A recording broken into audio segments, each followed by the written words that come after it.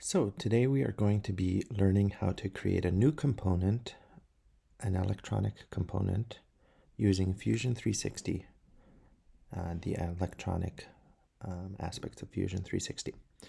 So we're going to be creating a 555 timer, which is a fairly common component when we're using simple circuits. And it looks like this. This right here is a 555 timer. Now a 555 timer has 8 pins, and then within the 555 timer there is a bunch of different individual electronic components that help us use it to achieve different ends. At the top we have 3 5 kilo ohm resistors, hence the name 555. We then go into 2 commutators, a flip-flop, and a transistor. These are all connected by individual routing wires within the component. Now the 8 pins that we have are the ground, the trigger, output, reset, voltage control, threshold, discharge, and VCC. If you're unsure about what a 555 timer does or are confused at this point, just look in the link below. There's a link that explains exactly how a 555 timer works and how we can use it. But for today, we're going to look at creating a electrical component in Fusion 360 for a 555 timer that we can then use in electronic designs to create our own custom PCBs.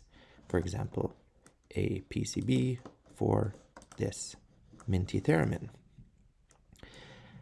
Now you can see here is just a handmade acid etched PCB, but if you want to make a professional one that's sent out and then comes back looking really nice, we would need to create a schematic on a program, and Fusion is one of those programs that can achieve that. Now, why do we have to create our own 555 timer? If we look into Fusion and we go to a electronic design, for example, if we open up an electronic design for the Minty Theremin, you'll see in our library, in all libraries, we can find a 555 timer and drag it in here. Now there's lots of different 555 timers from different libraries, and these all look quite different. As you can see, there's the image down on the side here. All of these look quite different. In fact, this one right here doesn't even have 4 pins on either side. We have 4521, 3768, 2451, 8673, 6721, 5348. All of these are very confusing, especially when you're following a schematic here that follows 1, 2, 3, 4, 5, 6, 7, 8. Now, the reason that we have schematics like this where the pins are sorted differently is because electrical engineers have created these to suit the needs of the circuits that they're designing, so that the lines don't cross over and they're able to pull components with regards to the outputs that these pins are achieving. However, if you're learning electronics, it can be quite confusing trying to create this design, especially when you're following a schematic here, and then you're going to compare it to trying to create that schematic on these pins. Over here we have pin 1, 2, 3, 4, but here we have pin 1, 2, 3, and then 4. So this end result is quite different. So if we close down this design,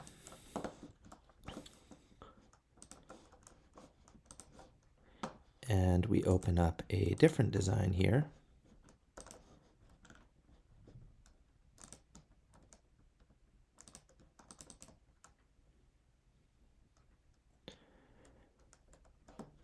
you'll notice that on this design, my 555 timer is labeled 1, 2, 3, 4, 5, 6, 7, 8, which lines up. 1, 2, 3, 4, 5, 6, 7, 8. Ground is ground, trigger is trigger, and so on. And you'll look at the schematics, and while not maybe exactly the same, they are much closer. This is because I was able to create it using a 555 component that was actually labeled pin 1 through 8 in order, down the left side and back up the right. I had to create this component because all of the 555 timers in the existing libraries were different. I'm going to show you in this tutorial how you can create your own 555 timer so that if you come across a component that you don't have, you know how to do this. We're going to create this 555 timer in a new library that you will then be able to use in electronic designs moving forward. So we're going to close out this design and we're going to start from scratch.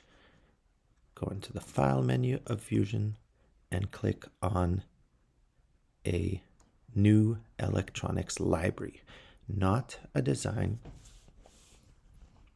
because we need to create the component, and the component is created within a library. And the first thing that we're going to do before we do anything else is to save it. And I'm going to save it as the Minty Theremin library, because I'm going to be using this 555 for a Minty Theremin. You can name it whatever library name you would like. If you're working on a different library that has the 555 timer, that is fine. So we're going to hit save and just make sure that you're saving it into the appropriate folder so that you're able to find it easily.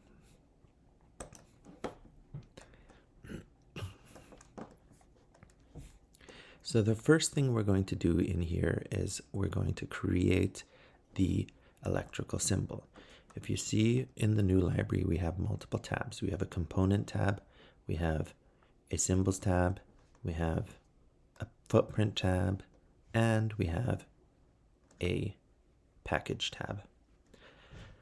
We're going to be ending up using all of these tabs. However, we're going to start by just creating the electrical symbol. The first thing you'll do is give it a name, and this is a NE555P timer. So we're going to create a new symbol called the NE555P, and you'll notice that it won't allow me to create spaces, so I'm going to do a dash and type in timer. It also doesn't allow me to do lowercase, so everything is in uppercase. That's the symbol name. We're going to press OK, and it creates a new symbol in the Symbols tab. And you'll notice we have this grid area with a palette of tools at the top. If your grid does not show up, just go down to the bottom here and click on the grid symbol, which will pop up the grid settings. Turn it on. Let's set it to millimeters.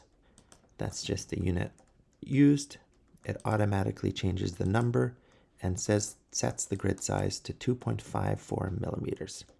That is a standard that we're going to be using for our components, so don't change this number. If it is different, please change it to 2.54 millimeters, or if you're working in inches, that'll end up being 0.1 inches. With our grid on, we can start creating the electrical symbol. To create that symbol, we're going to take a look at what the component looks like. And if we recall, the component looks like an 8-pin a rectangle with 8 pins. So we're going to start by just drawing that. You're going to want to have your box be 8 squares tall and 6 squares wide. That just relates to the actual size based on the 2.54 millimeter size. So we're going to go up 4 squares and to the left 3 squares, and click to start our drawing. From there, we're going to go down 8 squares, over to the right 6 squares, back up 8 squares, and over to the left 6 squares to close off our design. So this was from the original crossing point. We went up 4 and 3 to the left to start drawing our design. Once you're done, you can click done, and that'll close out the command. Our next step will be to create a pin. Under the place tab, there's a pin symbol, and we're going to create the pins for the component. Now it's important to have this oriented the correct way. With the teal circle, your circle might be a different color, but the circle should be on the outside of the component. And we're going to place the first one so that the line touches the edge and is 1 square down from the top. Now it's important to place these in order, as that is the pinout that we'll end up using.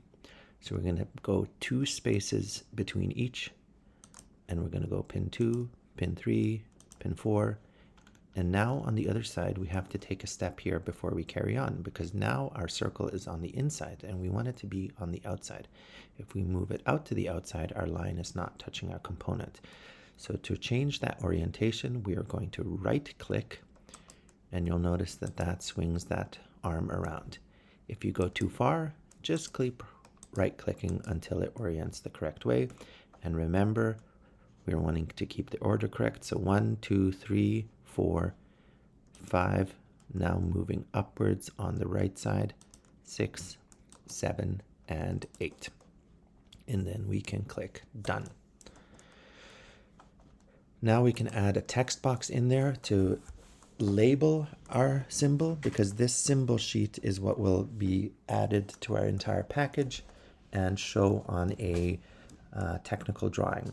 So we can call this the NE555P, and we can put that font right in the middle here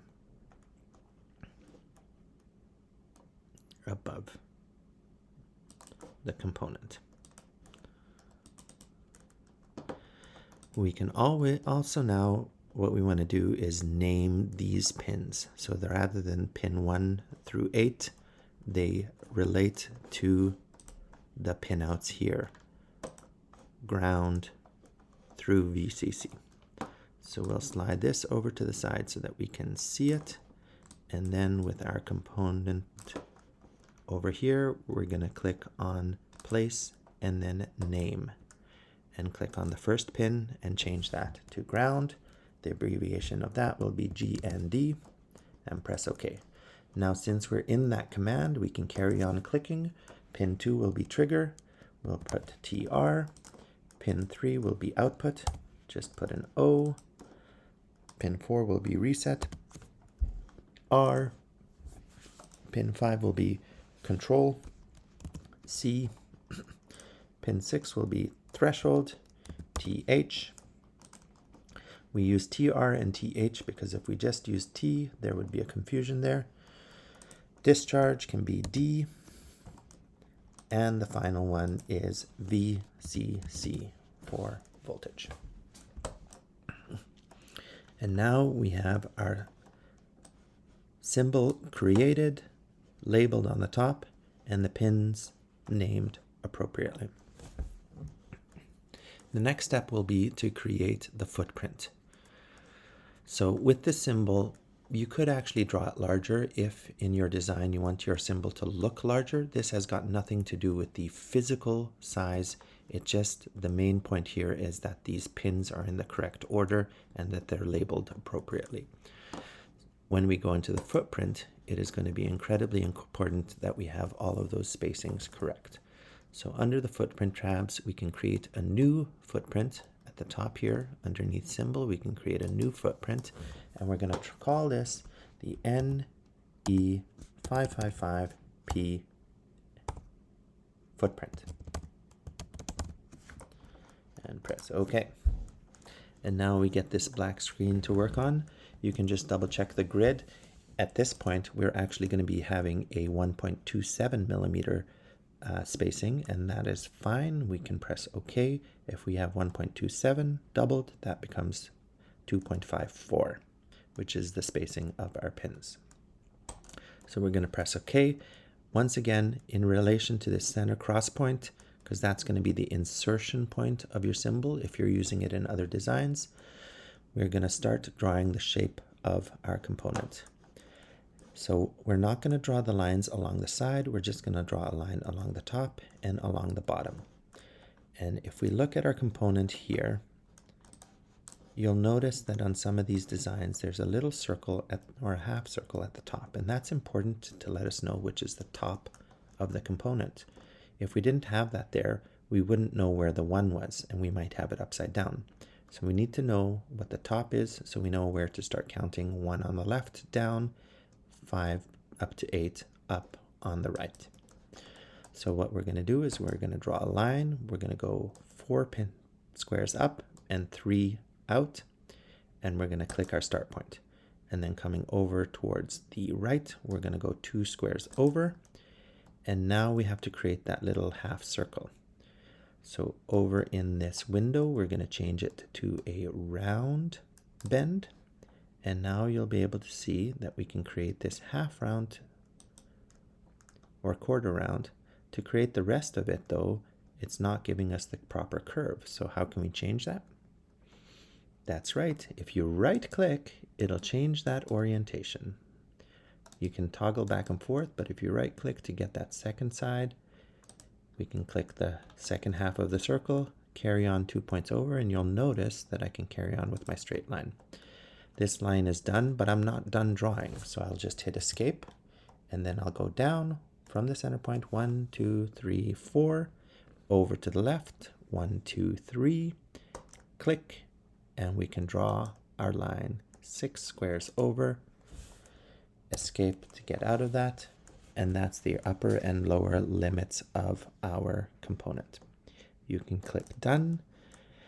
Now all we need to do is add our pads. Now we have 2 different pads.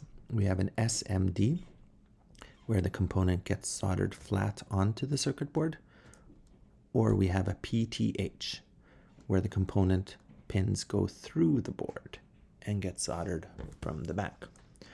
So we're going to go with an PTH, as that is more common for hand-laid components.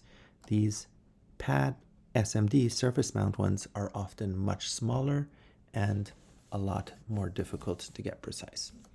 So PTH pad, and at this point we get this window again where we can choose the type of pad that we want to use. We can also change the size of the hole. However, that's a setting that you can change within your electronic design, so we're not going to worry about that. You'll see that you have different shapes. Now this is in case you want to indicate information through those shapes. For example, square holes might be for negative terminals, whereas round holes could be for positive terminals, or other designations you might want to use.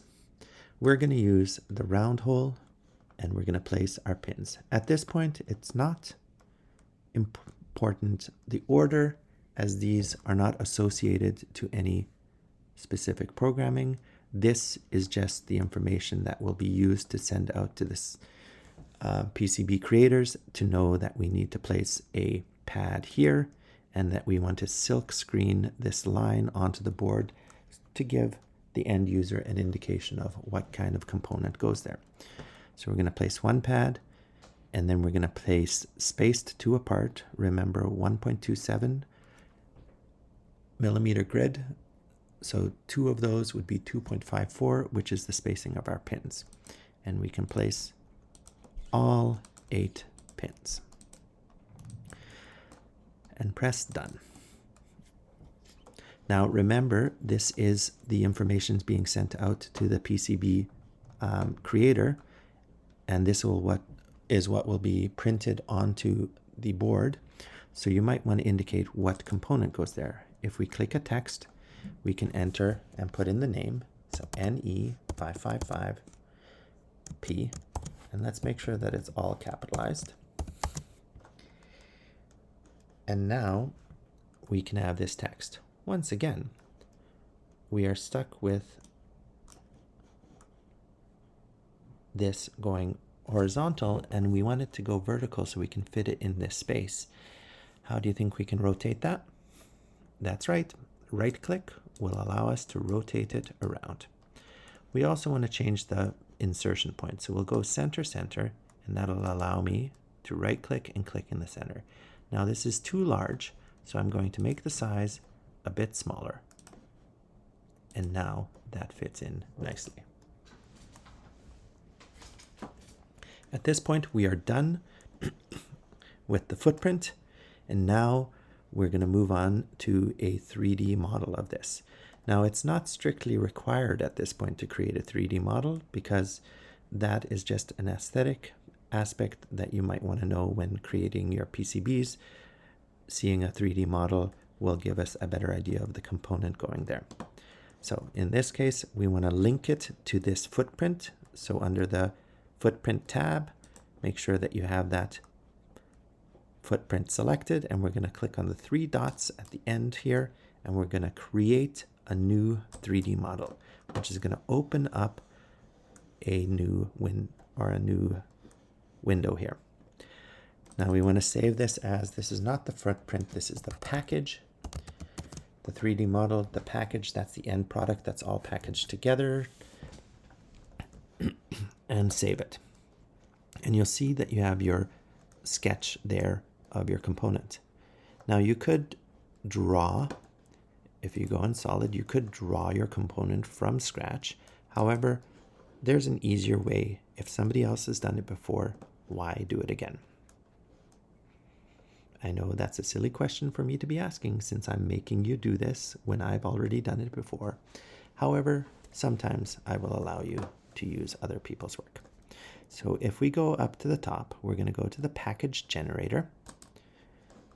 And here we have a whole bunch of different components. We can narrow down the search by looking for this type of component, and the 555 timer is a dual inline package. So if we type in dip, we'll see that there's a category for dips. Now we have a couple numbers that we can manipulate to suit this component. Right off the hop, the drawing does not correlate with what we have. It has got 6 pins on the side, and ours only has 4. And if you looked right from the beginning, number of pins is set at 16, and ours is 8. So right off the hop, we're going to change the number of pins to 8. Now the rest of the numbers we're going to double check according to the data of the manufacturer of the component. And it's important to take a look at these identifiers and match them up with the manufacturer's drawings, and note that the designations might be different. So for example, D, for the length of this component, if we look that up, it might not necessarily be called D. So what we're going to do is we're going to go to the internet, and we're going to search for an NE555 timer data sheet. And right off the top here, Texas Instruments creates a lot of electronic components, and they have a data sheet for a timer that they create. I have that data sheet open already, and you can see there is much information here on the different types of 555 timers. So when we scroll down to look for the package outline, it's important to get the correct one. Here's that surface mount version. That's not the correct in our case. We want to get the pin through version. So we'll scroll all the way down until we get the pin through version right here. And now we can start looking at these numbers. So D, indicating the length, over here you'll notice that it's labeled as A. So the important thing is just to make sure that you're collecting the correct number. Now we're going to start from the top and work our way down. E, small e, is the spacing of the pins. And if you'll recall, I've been talking about that magic number, 2.54, and here we have it, 2.54. So this number is correct or matching. As we go down, the spacing of the pins right to left, we look at our drawing here. We don't have a spacing at the bottom, but we do have it indicated at the top. And we have a range of 7.37 to 7.87. And here we have 7.62. So that's within the range. We're happy with that. B is the thickness of the pins. We have it at 0.53. Over here we have a range of 0.38 to 0.85. So that is within the range. Large L is the length of the pin that protrudes through. We have it at minimum of 3.3 and they have set it at 2.4. Now that is larger, so we need to go in here and change this to 3.3. Small c is the thickness of the pin the other direction, and you can see over here 0.2 to 0.36, and we have it at 0.12. So we need to change that to 0.2 as well. If it doesn't fall into the range, we should at least set it to the minimum or within the range. As we scroll down further, we have a couple more numbers we have to double check. D, if we recall, was the length of the component. And over here we have a range of 9 to 10.16, whereas in our electronic design it's 19.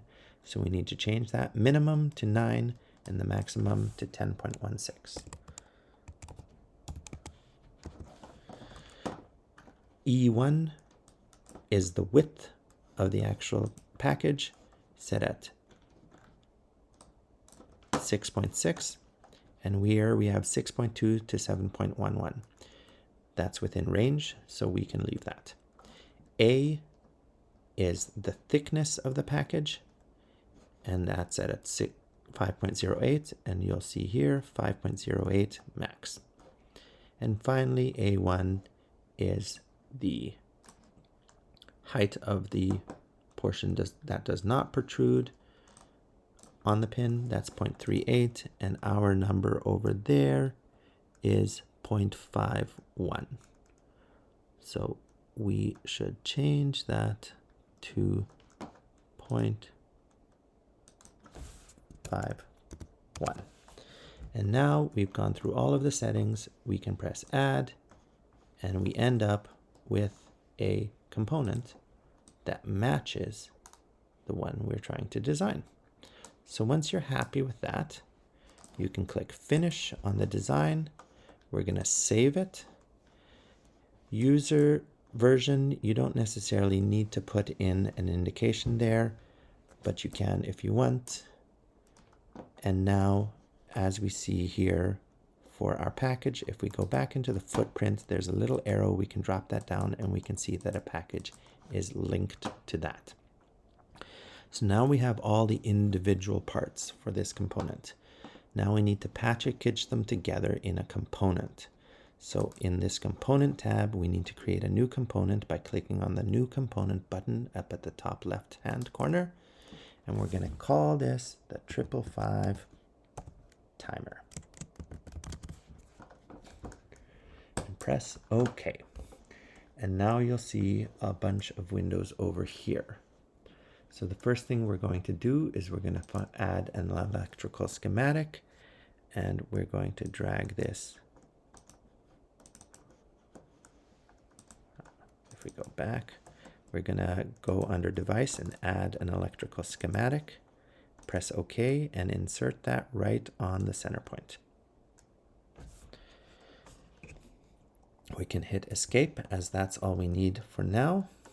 And now we need to add in the individual components here. So we're going to click on a new local package, and we're going to select the 555 timer and press OK. And now we can see we have the symbol here, we have the footprint, we have the package, and then we have another window that gives further information.